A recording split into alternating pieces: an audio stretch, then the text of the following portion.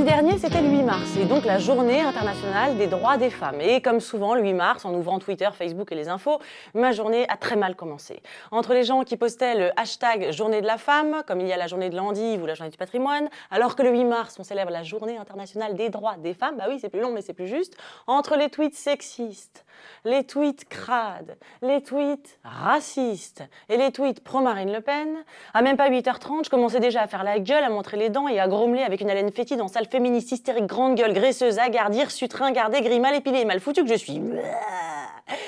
Mais heureusement, vers 9h du matin, j'ai eu la chance de tomber sur l'édito de Glamour, qui m'a expliqué que mon féminisme à moi, mes coups de gueule agressifs, c'était complètement has-been, parce que maintenant, on pouvait être cool, souriante et féministe. Ça tombait bien, j'avais déjà la couleur des cheveux. Et oui, on peut être blonde et féministe. Ça tombait bien, j'avais déjà un bon point avec la couleur de mes cheveux.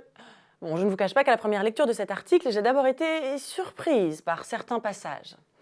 Et puis, il y a eu les chiennes de garde qui montraient les dents avec rage à chaque insulte sexiste prononcée dans l'espace public. L'homme érigé en ennemi public numéro 1, crucifié à coups de mots aussi violents que leurs attaques, au point de nous mettre mal à l'aise. Hashtag not in my name. Ah bon? On a érigé l'homme en ennemi public numéro 1? Bizarre, moi, dans mon souvenir, on luttait contre le patriarcat, qui est un système de domination, mais pas contre les hommes quand même. Et puis, elle a dit quoi? Des mots aussi violents que leurs attaques, vraiment? C'est donc aussi violent de se faire violer, harceler sexuellement dans la rue ou au travail 8 heures par jour que de gueuler parce qu'on n'en peut plus? Et puis tiens, que vient faire ici le hashtag Not in my name, qui avait été créé par des musulmans après les attentats pour dire que eux, ils n'étaient pas des terroristes? Ça voudrait-il dire que les féministes, nous, les féministes énervés, on serait les Mohamed Merah et les Koulibaly des femmes? Alors vous voyez, quand j'ai fini cet article étonnant, dont je vous conseille vivement la lecture, j'ai eu un moment où j'ai senti une certaine colère, une rage même. J'entendais des générations entières de féministes qui s'étaient battues et se battent encore parfois jusqu'à la mort, crier en moi. J'étais sur le point de craquer et de faire une connerie quand, heureusement, juste avant que je ne bascule dans le terrorisme féministe, une amie m'a envoyé cette pub pour Smile. What's wrong, Beth? You look really pissed off at that presentation. We've all been there, right? Yet another coworker telling us to smile more. Doing good work simply isn't enough. No, you have to do it with a smile. That's why I decided to make a change and take Smile for women.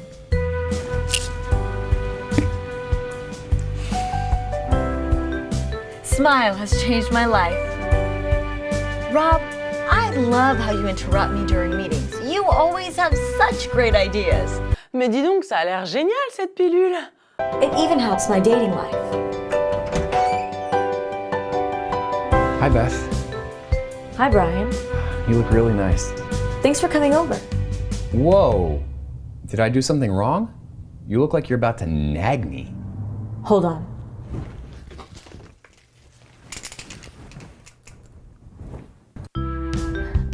Much better. Now we can go drink wine and you can explain to me all the things I don't understand about Game of Thrones. Of course!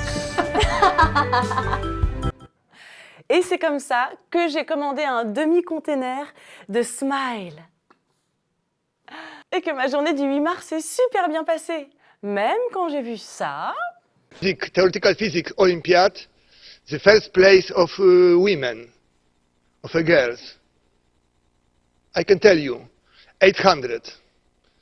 Do you know how many women are in the first 100 of chess players? I tell you, no one. And of course, women must earn less than men, because they are weaker, they are smaller, they are less intelligent, and they must earn less. That's all. Alors ma première réaction était trop nulle. Quoi? Il a dit quoi ce bouffon? Mais je vais le défoncer lui! Theoretical physics Olympiad, the first place of women, of girls. Bah alors là, lui, il exagère, hein. Enfin bon, on va pas perdre le sourire pour autant. Hein, il y a des cons partout, ne faisons pas de généralité. Bon, de toute façon, moi, je suis une féministe cool et souriante. Donc, comme action féministe, je pense que je vais tweeter. Alors, hashtag Kikou dépité polonais, hashtag relais Simone de Beauvoir, quoi. Hashtag cassé, hashtag cool et féministe. Un peu plus tard, alors que l'effet de ma pilule Smile commençait à s'estomper, j'ai vu ça. Monsieur Bopin est satisfait que son innocence soit prouvée? Une étape franchie vers le rétablissement de la vérité? Quoi? Mais n'importe quoi! Mais le parquet de Paris, il a pas dit ça, il a pas dit qu'il était innocent, le parquet de Paris, il a écrit ça! À l'issue de l'ensemble des investigations, il apparaît que les faits dénoncés au terme de déclarations mesurées, constantes et corroborées par des témoignages sont pour certains d'entre eux susceptibles d'être qualifiés pénalement. Ils sont cependant prescrits. Il est juste prescrit. Ça veut dire que potentiellement il est carrément coupable, Bopin. Eh oui, mais peut-être aussi qu'il est innocent.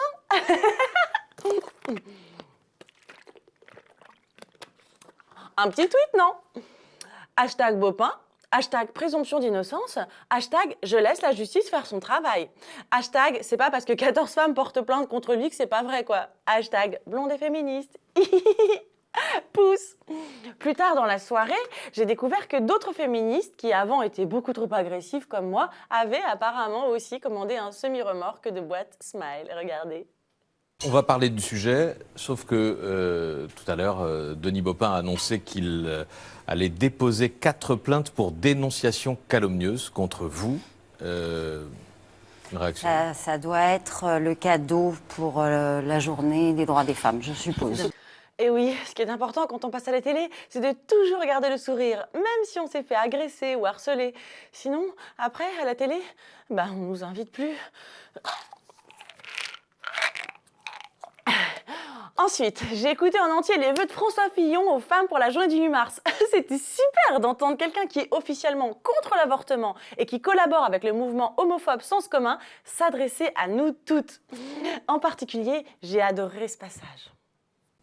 Et je le dis avec la plus grande clarté, avec la plus grande fermeté.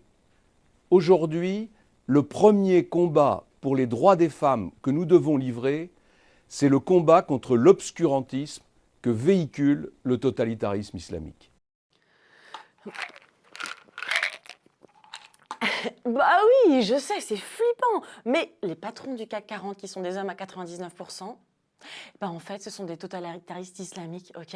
Et les 24% de salaire en moins, les viols au sein de la famille, la discrimination à l'embauche, le plafond de verre, c'est un complot des terroristes islamiques, t'as compris? Et pour finir, j'ai découvert une fille géniale qui va encore plus loin, une fille qui m'a fait comprendre qu'on pouvait être féministe tout en respectant les belles traditions de notre pays.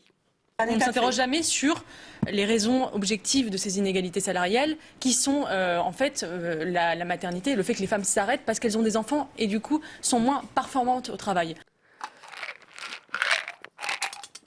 Oui, les femmes sont moins performantes au travail.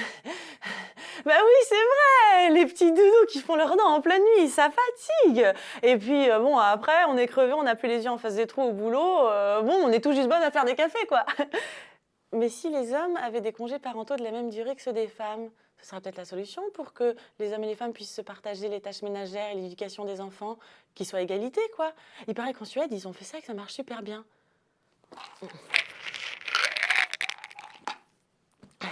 Ah mais non, parce que si les hommes se lèvent en pleine nuit pour faire un bib, du coup, eux aussi, ils risqueraient d'être moins performants au travail. Et s'ils sont moins performants au travail, c'est la mort de l'entreprise assurée. Donc ouais, elle a grave raison, Eugénie. Le mieux, c'est que les femmes s'occupent des gosses, de 80% des tâches ménagères et travaillent pour un salaire de 24% inférieur, puisque de toute façon, elles sont moins performantes. Bah oui, c'est top ça comme solution. C'est à la fois féministe et cool, quoi.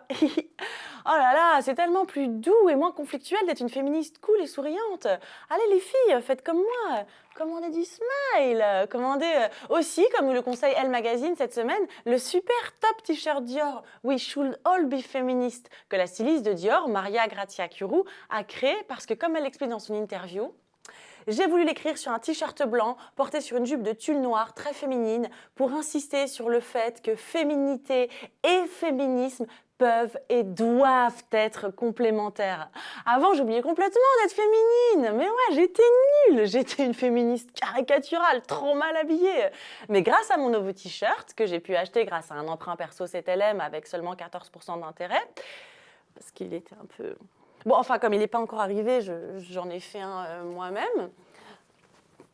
Et en attendant, voilà, je vais enfin pouvoir être féminine et féministe. Parce que ça, c'est super important. Bon, désolé, faut que je file. J'ai rendez-vous chez l'esthéticienne. Bah oui, parce qu'avant, je croyais que pour être féministe, t'étais obligée d'avoir du poil sous les bras et une touffe de marmotte. J'étais tellement pas cool. Ah, bisous.